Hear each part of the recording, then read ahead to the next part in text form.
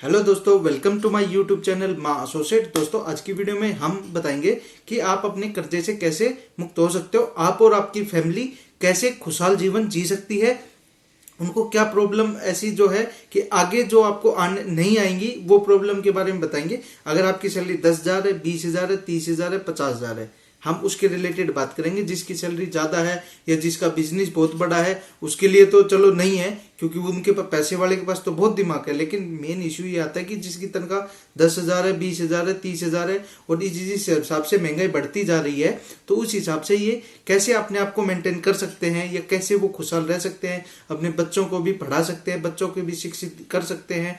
वो सारी बातें हम इस वीडियो में आपको बताएंगे। अगर आप चैनल पर पहली बार आए तो चैनल को सब्सक्राइब कर दीजिए, और वीडियो में पहली बार आए तो आप वीडियो को एंड तक जरूर देखें। आपको पता चलेगा कि आप खुशहाल जीवन जी सकते हो। कर्ज से खत्म कैसे कर सकते हैं कि सारी उम्र निकल जाएगी लेकिन आपका कर्जा खत्म नहीं होगा। लेकिन वो कैसे हो सकता है, हम इस वीडियो में आपको बताएंगे। पहले तो सबसे पहले कि कर्जा एक बहुत बेकार चीज है, इसको नहीं लेना चाहिए। लेकिन क्या होता है कि जरूरतमंद चीजों को खरीदने के लिए और कुछ कुछ चीजें ऐसी आ जाती है कि हमें कर्जा लेना पड़ सकता है। वो क्या है, बच्चे की हायर स्टडी के लिए, या बच्चे की शादी के लिए, या कोई मेडिकल इमरजेंसी के लिए।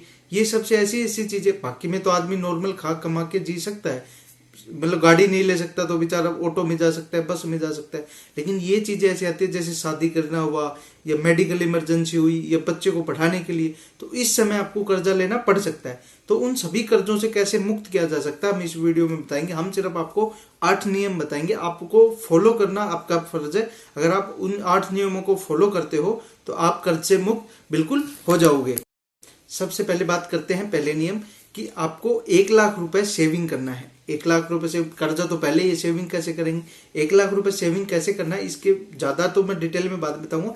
1 लाख के लिए मैं बता रहा हूँ। 1 लाख सेविंग करने का मतलब ये है, आपके पास कितना भी कर्जा हो, आप 10,000 कमाते हो, 20,000 कमाते हो, 30,000 कमाते हो, कोई बात नहीं। 1 लाख रुपए वैसे कोई बड़ी अमाउंट नहीं है, बहुत छोटी अमाउंट है आज की महंगाई को देखकर। लेकिन क्या 1 लाख रुपए सेविंग का मतलब, आप कहीं से भी, आपको जो भी ईएमआई वगैरह जो भी जाती है, आप हर महीने 1,000 रुपए, 1,500 रुपए, 2,000 रुपए, कोई चीज आपको लग रहा है कि यार ये ज्यादा एक्सपेंस हो रहा है, उसको थोड़ा सा कम करके। ऐसा नहीं, मैं नहीं कह रहा कि दूध कम कर दो, दूध जो खर्चा जो आपको लग रहा है कि यार इसकी बजाय ये हो सकता था, तो ये आप एक कॉपी में अगर डेली अपना एक्सपेंस लिखोगे, 1 रुपए की चीज है, 1 रुपए की माचिस या लाख रुपए का सामान, आप उस कॉपी में नोट करो। आप महीने में देखो कि आपका कौन सा खर्चा एक्स्ट्रा हो रहा है। भाई मेरे ये खर्चे एक्स्ट्रा हो रहे हैं, तो उस पैसे को बचाना है आपको, उसको 1 लाख रुपए इकट्ठा करना है। तो आपको ये सबसे इंपॉर्टेंट ये है कि आपको जो है 1 लाख रुपए सेविंग करनी है। अपनी जो सैलरी मिल रही है उससे सब ईएमआई वगैरह सब कुछ देके। वो इसलिए क्योंकि आपको उस चीज की बहुत ज्यादा जरूरत हो सकती है आगे किसी भी काम में। तो आपको उस 1 लाख रुपए, आपको क्या अपने खर्चे पे कंट्रोल हो जाएगा। अब एक एक खर्चा तुम्हें कैसे, हर आदमी का अलग अलग खर्चा होता है, लेकिन आप उसमें कंट्रोल कर सकते हो। दूसरे नियम में बात करते हैं हम कि लोन कम करना। अभी दूसरे नियम क्या कहता है कि आप उधार लेना। आपको किसी से भी, आपने अभी तक जो ले रखा है वो ले रखा है, उसमें कोई दिक्कत नहीं। अब क्या कर सकते हैं, वो तो ले लिया इमरजेंसी। आपको किसी से उधार नहीं लेना। उधार में सबसे पहले नंबर पर आता है क्रेडिट कार्ड। जिसने क्रेडिट कार्ड लिया, मैंने पहले भी वीडियो में बताया कि क्रेडिट कार्ड का मतलब आपने अपनी कब्र खुद खोद ली। आपको 10 रुपए की चीज आप 100 रुपए खरीदोगे, 100 की चीज 1,000 रुपए खरीदोगे कि पैसे तो अभी देने नहीं। अरे तनख्वाह तो भाई फिक्स ही है, देना तो है ही ना पैसे 1 महीने बाद। और 1 महीना, पहले महीने 1 महीने लगता है, उसके बाद तो सर्कल घूमता रहता है कि सर पे आ गया तनख्वाही क्रेडिट कार्ड, तनख्वाही क्रेडिट कार्ड। भाई और भी तो खर्चे होते हैं, उसके अलावा रेंट भी तो देना पड़ता है। अब क्या है, लोग रेंट भी क्रेडिट कार्ड से देने लगे, तो उधार हो जाता है। तो आपको वो उधार नहीं करना है। होम लोन या कोई भी, जैसे पर्सनल लोन, होम लोन, गाड़ी का लोन, या जो कोई भी लोन ले रहे हो, तो आपको सबसे पहले क्या करना है कि भाई खर्च ले लिया, अब तो क्या करेंगे, तो उसको दूर करने के लिए आपको सबसे पहले जो सबसे छोटा लोन है, जैसे आपने 5 लोन ले, सबसे छोटा लोन को खत्म करो, उसकी जो पैसा बचेगा उसको सेविंग करो। मतलब कहने का मतलब, ये आपने 5 लोन ले रखे हैं, तो जो सबसे पहले छोटा लोन है उसको जैसे तैसे करके खत्म करो, और उसके बाद जो आपके लोन की कम हो, एक उस लोन को खत्म करो जिसमें इंटरेस्ट रेट जैसे जो कम है, यानी होम लोन है तो उसमें कम होगा। एक पर्सनल लोन जो एनबीएफसी कंपनी वगैरह देती है 20-30% भी दे देती है, जिसको आपको अंदाजा ही नहीं कितना होता है। तो उस चीज को पहले खत्म करो, जिससे कि आपका कर्जा कम होगा और जल्दी खत्म होगा, जिससे आपकी पैसे की सेविंग भी होगी। तीसरे नंबर पर बात करते हैं, अगर लोन जैसे आपका खत्म हो गया, एक लोन खत्म हुआ, 2 लोन खत्म हुए, तो थर्ड नंबर पे आता है कि इमरजेंसी फंड इकट्ठा करना है। पहले जो मैंने बताया वो तो आपके खर्चे कम करने के लिए हुआ, एक पैसा आपको इमरजेंसी फंड करना है। जैसे अगर आपकी सैलरी 20,000 है तो आपको इमरजेंसी फंड जो है कम से कम 6 महीने का इमरजेंसी फंड आपको रखना है। 6 महीने का अगर आपकी सैलरी 20,000 रुपए है तो आपको फिर 1,20,000 रुपए अपने इमरजेंसी फंड के लिए चाहिए। उस समय चाहिए जब आपकी कोई तबीयत खराब हो गई, बीमार हो गए, या आपकी फैमिली बीमार हो गई, तो उस समय जब एडमिट के टाइम पे किसी से पैसे मांगने जाओगे तो मेरे हिसाब से वो ठीक नहीं है। ऐसा नहीं करा कि आपको 1 महीने में जोड़ने या एक ही दिन में जोड़ना है, 2 महीने। आपको टाइमली क्या है, धीरे धीरे ये चेंज है, क्योंकि आपने कर्जा भी धीरे धीरे लिया है ना, तो खत्म भी धीरे धीरे ही होगा। तो इसलिए आपको क्या करना है कि 6 महीने तक, या आपको अपना जो सैलरी है उसका 6 गुना पैसा आपको इमरजेंसी फंड के लिए रखना है। आपकी नौकरी चलेगी, आपकी जॉब चलेगी, तो क्या बच्चे रोड पे थोड़ी ना जाएंगे, किसी से मांगेंगे थोड़ी ना, मामा के घर थोड़ी ना जाएंगे। तो इसलिए क्या है, आपको स्कूल भी नहीं छुड़वाना है, आपको सारी इमरजेंसी के लिए आपको अपनी सैलरी का 6 गुना पैसा सेविंग रखना है। आज से शुरू करोगे तो वहां तक जाके सेविंग हो जाएगी। अब बात करते हैं, ये हम बात करें प्राइवेट नौकरी के लिए। सरकारी नौकरी तो क्या है, वो बाद में रिटायरमेंट के समय भी पेंशन भी दे देते हैं, बहुत सारा पैसा भी देते हैं। लेकिन आप तो प्राइवेट नौकरी कर रहे हो, आपको कौन पैसा देगा? तो नहीं दोस्तों, वो भी आपको ही करना पड़ेगा। गवर्नमेंट को कोई पैसा नहीं देती, वो उनकी सैलरी से कट के जमा होता था। आपको भी ऐसा ही करना है। आपको जैसे कोई भी स्टॉक या म्यूचुअल फंड में इन्वेस्ट करना है, लेकिन जानकारी लेकर, बिना जानकारी की कोई इन्वेस्टमेंट नहीं करनी है। मैं एक चीज की नहीं कह रहा, आप कहीं भी पैसा लगाओ, आरडी बनाओ, एफडी बनाओ, पोस्ट ऑफिस में, बैंक में, कहीं भी बहुत तरह की इन्वेस्टमेंट है। आपको अपनी सैलरी का 15%, यानी आप 100 रुपए कमा रहे हो, आपको 15 रुपए आपको इन्वेस्ट करने चाहिए। ऐसा नहीं कि 15 कोई बात नहीं, 10 कर दो, 20% भी कर दो, जिस हिसाब से जैसा चल रहा है। जैसे अनमैरिड है, शादी नहीं हुई है, तो वो अपना पैसा थोड़ा ज्यादा भी इन्वेस्ट करता है। जिसके पास खर्चा ज्यादा है वो थोड़ा कम इन्वेस्ट करता है। लेकिन आप टारगेट रखो 15% आपकी सैलरी का इन्वेस्टमेंट करें, कहीं भी इन्वेस्ट करें। वो क्या है, वो आपको अभी नहीं लेना, आपको रिटायरमेंट के टाइम का इन्वेस्ट करना है ना। यानी 20, 30, 40 साल तक आपको पीपीएफ में इन्वेस्ट करो। 15 साल के बाद आपका पैसा जमा होता रहेगा, आपको मिलेगा नहीं।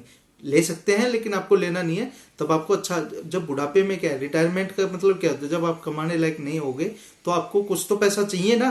तो वो इसीलिए वो पैसा है आपको कहीं ना कहीं आपको इन्वेस्टमेंट करने के लिए रखना चाहिए। रिटायरमेंट, आपको कहने का मतलब रिटायरमेंट प्लान आपको तैयार रखना चाहिए। उसके बाद आता है कॉलेज फंड। कॉलेज फंड क्या होता है, आप अगर आपकी शादी नहीं हुई है तो पहले से ही, अगर शादी हो गई है तो बच्चे होंगे, बड़े होंगे, वो कॉलेज में जाएंगे, 10, 12, 15 साल लगेंगी। उसके लिए क्या है, आपको कॉलेज फंड बनाना है।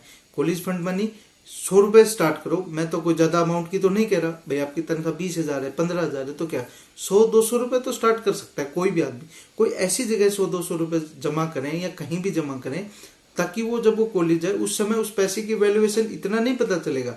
लेकिन बच्चा जब कॉलेज या बाहर हाई स्टडी के लिए या कहीं भी जाएगा, उस समय वहाँ डोनेशन वगैरह कुछ भी जो जरूरत होगी वो उससे पूरा हो जाएगा। 100-200, 300, 500 की कोई बात नहीं है। तो आपको अपने बच्चे के लिए जो है, उसके कॉलेज के लिए, उसके स्कूल के लिए, अच्छी पढ़ाई के लिए आपको एक फंड बनाना चाहिए, छोटा सा फंड। मैं कह रहा हूँ टोटल लिख दो आप, 200 रुपए, 200 रुपए इस चीज के, 300, टोटल एक 500-600 रुपए हो गए, 1,000 रुपए हो गए आपको मंथली। आप उसको ऐसी जगह डालें 1,000 रुपए को, जो कि भूल जाएंगे, बस उसको पैसे को देखना ही नहीं। वो उस समय इतना काम आएगा जिसकी आप सोच भी नहीं सकते हो। तो आपको एक जो है कॉलेज फंड या बच्चे के लिए स्टडी फंड, ये जरूर बनाना चाहिए। अब बात करते हैं छठे नंबर पर कि आपने कोई होम लोन ले रखा है फॉर एग्जांपल। अब होम लोन तो चाहिए भाई, घर तो चाहिए, कहीं भी रह रहे हैं। अगर आपने होम लोन ले रखा है, उस होम लोन में आपको सबसे क्या करना है, आपको कर्जा हटाना है। तो सबसे पहले आपने अगर 20 से 35 साल तक ले रखा है, आपको क्या जो ईएमआई जाती है, एक तो वो 2 ईएमआई आपको एडवांस में रखनी है। ये हमेशा बाउंस नहीं होनी चाहिए, ये बात का विशेष रूप से ध्यान रखें। अगर इस बारे में कोई चेक बाउंस या लिमिट्स के वगैरह, तो एक बार चैनल पर विजिट करें, अच्छी वीडियो बनाई गई है। होम लोन के रिलेटेड आपको क्या करना है, होम लोन को जैसे आपको अगर बोनस मिला दिवाली पे, या कोई आपकी अदर इनकम हो गई, या आपको कोई सेल से कुछ और बोनस मिल गया, या किसी भी प्रकार की कोई ऐसे वैसे कोई भी आपके पास अदर से इनकम आई, आप उसको होम लोन में भरिए। उसको भी तो 20-30 साल से लाकर 10 साल करना है, क्योंकि उसमें भी चलो उम्र ज्यादा है, उसका टाइम भी ज्यादा है, लेकिन आप पैसा डबल कर देते हो। अगर आपने 30 लाख का मकान लिया है तो आपको कम से कम 50 से 60 लाख रुपए रिटर्न करने होते हैं। डबल हो जाता है वो, तो आप उसको क्या करें, पहले करें। तो उसको पहले करोगे तो उसका इंटरेस्ट जो है बहुत कम हो जाता है और वो पैसा बहुत कम पे करना पड़ेगा। तो आप इस बात का विशेष रूप से ध्यान रखें कि आपको जो होम लोन की जो सारी सिस्टम हो जाए, उसके बाद जैसे बोनस मिल गया, तो ऐसा नहीं कि बोनस मिल गया तो सोने की चैन करा लीजिए, गुट्ठी करा लीजिए, खाने के ये करा, ऐसा नहीं है। आपको सिर्फ बोनस मिल गया तो आपको होम लोन का कर्जा चुकाना है। वो 15 साल 20 साल का लिया, उसको 10 साल 11 साल करना है, तो उससे आपको बहुत ज़्यादा फायदा होगा। उसके बाद बात करते हैं दोस्तों 7वां नियम। उसमें ये कहते हैं कि आपको जितना भी पैसा, आपने सारा पैसा अपने सिस्टम के हिसाब से लगा दिया, अगर आप कर्जवान मुक्त हो गए, आप कर्जे से मुक्त हो गए या होने वाले हैं, तो आप बैठे बैठे आप काम कर रहे हो कहीं भी, एक छोटा बिजनेस के बारे में सोचें या कहीं और भी के बारे में सोचें या कहीं इन्वेस्टमेंट के बारे में सोचें कि अगर हमने ये मकान बना लिया, इसको किराए पे दे सकते हैं, या हमने कोई जैसे ट्रेडिंग कर लिया या कोई चीज़ इन्वेस्टमेंट ग्रो ऐप के द्वारा या किसी के द्वारा इन्वेस्टमेंट कर लिया। हाँ, जो इन्वेस्टमेंट के पहले आपको सीखना है वो अच्छी तरीके से सारे काम, उसके बाद ही कहीं ना, क्योंकि आपको पता है पैसे की वैल्यूएशन क्या होता है। आपने पैसा लगाया तो आपको पहले सीखना है, कम से कम 6 महीने लग जाए, 1 साल लग जाए, 2 साल लग जाए, लेकिन पहले आपको सीखना है कि मैं यहाँ पैसा लगा, क्योंकि आपकी मेहनत का पैसा है, वो पैसा खराब हो जाएगा, इसलिए आपको वो पैसा सोच समझ के लगाना है। इस बात का विशेष रूप से ध्यान रखें। फिर उसके बाद आपको अपने पैसे को इन्वेस्ट करना चाहिए। ये एक अच्छी चीज़ें हैं, इन्वेस्ट भी करना चाहिए, पैसा डबल मिलेगा, 3 गुना भी मिल सकता है। तो आपको इस हिसाब से कि 12% तो आपको इंक्रीमेंट हो जो आपने इन्वेस्ट किया है, तो उससे आपको बहुत अच्छा फायदा मिलेगा। उसके बाद हम करते हैं सैलरी का हिसाब। ये सबसे लास्ट में, सबसे 8वें नंबर पे है, सबसे लास्ट है। आपको अपनी सैलरी का हिसाब रखना है। कोई 10 कमाता है, कोई 20, कोई 30, आपको अपनी सैलरी के हिसाब से ही खर्चे करने हैं। आपको लग रहा है कि यार इस चीज़ की ज़्यादा रिक्वायरमेंट है, रिक्वायरमेंट तो हर चीज़ की, लेकिन रोटी कपड़ा मकान के अलावा कोई रिक्वायरमेंट पड़ती है तो उसको फिर अपनी सैलरी के फिगर के हिसाब से ही खरीदे। ऐसा नहीं कि भाई गाड़ी तो चाहिए, अब तो 3-4 लोग हैं, बच्चों को कैसे ले जाएंगे बाइक के ऊपर, ऐसा नहीं है। कुछ लोग मैंने देखा है हमारे यहाँ काम करते हैं कि यार अब तो एक बच्चा और हो गया, 2 बच्चों को बाइक पे कैसे ले जाएंगे, इसलिए गाड़ी तो चाहिए, गाड़ी की EMI बांध दीजिए, 25,000 रुपये सैलरी है, 10,000 के कमरे में रहते हैं। तो इस चीज़ को आपको थोड़ा तो इग्नोर करना पड़ेगा, क्योंकि या तो आप अपनी काबिलियत बढ़ा के सैलरी बढ़ाओ या फिर अपने ये खर्चों को कंट्रोल में रखो। ना तो दूसरों से कर्जा लाओगे, वो दे नहीं पाओगे, आगे फिर इमरजेंसी के लिए आपको कोई पैसा देगा नहीं। तो इस बात का विशेष रूप से ध्यान रखें। यही थी हमारी आज की छोटी सी जानकारी। आपको ये जानकारी कैसी लगी हमें कमेंट बॉक्स में ज़रूर बताएं, और चैनल पर नए हैं तो चैनल को जल्दी से जल्दी सब्सक्राइब कर दीजिए। जय हिंद, जय भारत, धन्यवाद।